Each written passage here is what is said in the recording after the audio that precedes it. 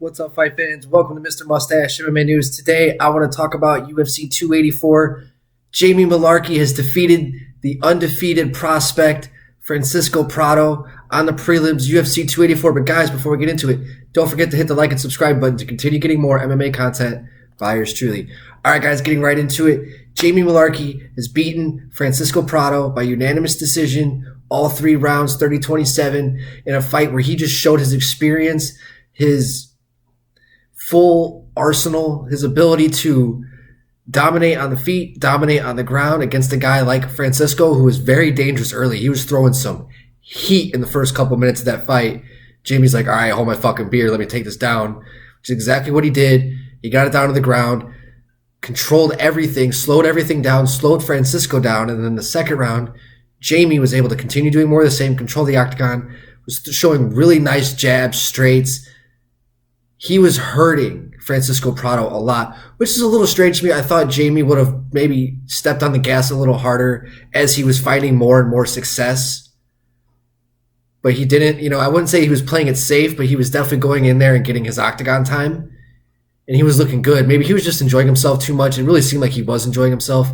But he did say in his post-fight interview that, like, every time that he started feeling a little bit bored, he was starting to get hit with some shots because Francisco was throwing some heat. And then there was, towards the end of the third round too, Francisco was able to pull a real nice Kimura, which started to look a little nasty. But then Jamie just kind of switched his hips up and was able to reverse it and get back up to the feet again.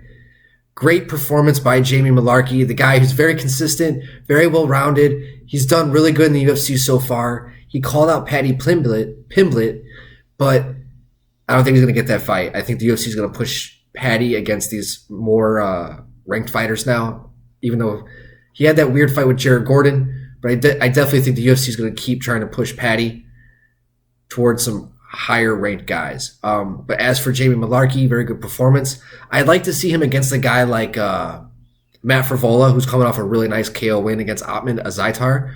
2 guys who just defeated undefeated prospects. That would be really nice to see. Or maybe even against Terrence McKinney, but Terrence just got knocked out really bad with a flying knee pretty recently. So I'm not sure how long he's going to be out for. But nonetheless, a very good performance by Jamie Mullarkey. I can't wait to see what's going to happen with him moving forward. Francisco Prado, yeah, it was his first loss, and it was a very lopsided loss, but he had some really nice moments. The kid, only 20 years old, I think the second youngest in all of UFC right now, has a very high ceiling, right? I think he was 11-0 before this fight, undefeated prospect. Lots of power, very fast, clearly very tough, but if he wants to have any more success in the UFC, he's going to have to go out there and kind of bridge some of those gaps a little bit. But you know what? The guy looked really good for a debut against a guy like Jamie Mullarkey as well, who's very tough in his own right, in his hometown. He had a lot more reasons to win. So I can't wait to see what's going to happen moving forward with both these guys. Guys, let me know in the comment section what you guys think is next for Jamie Mullarkey, what you guys think is next for Francisco Prado. All right, guys, I'm going to continue watching the fights. Mr. Mustache, MMA News out. Let's fucking go, fight fans.